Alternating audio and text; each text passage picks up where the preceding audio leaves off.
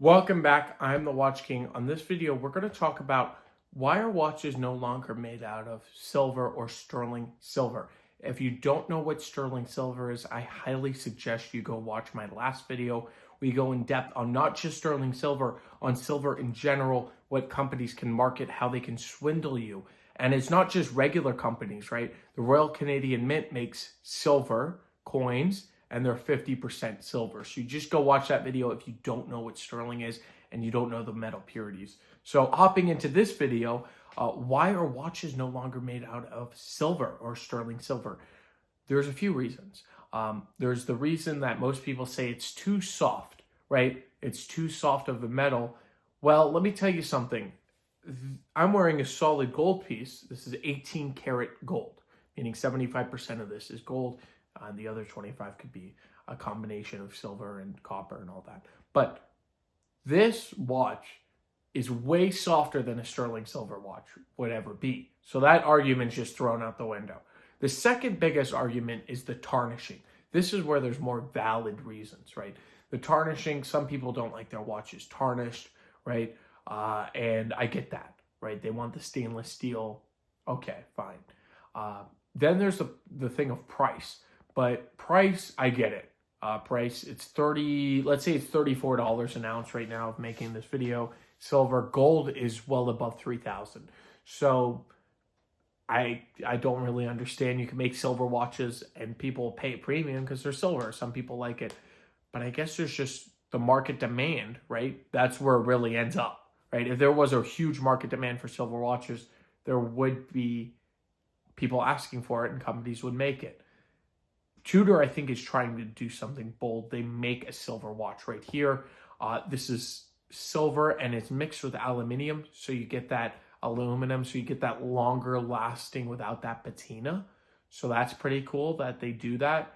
And I think they're really breaking into the industry of this mid-level luxury silver watch. I personally love the watch. I almost bought one from a wholesaler just a little bit ago. So I think there's a great market out there, and I eventually think people are going to start making silver watches again.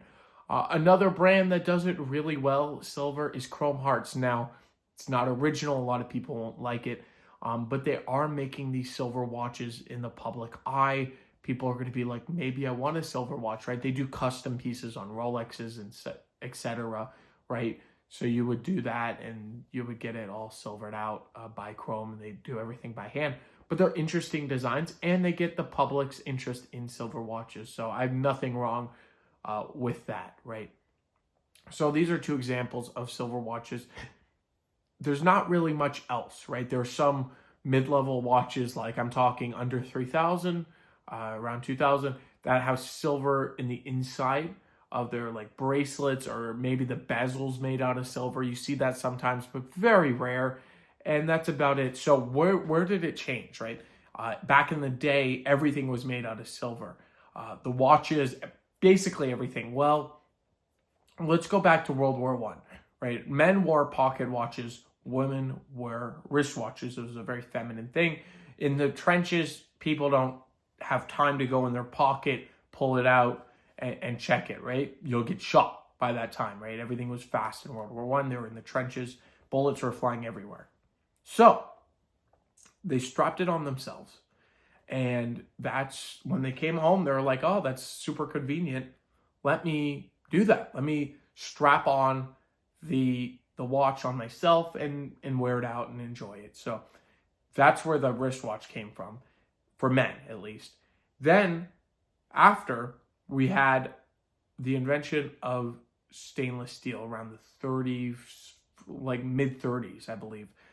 And when that was invented, it was invented for military use for submarines, but then they slowly realized, the companies, hey, it's cheaper to make stainless steel. It's much harder, stainless steel. It's more corrosion resistant and patina resistant and all that stuff, right? It doesn't patina and look dark, stainless steel.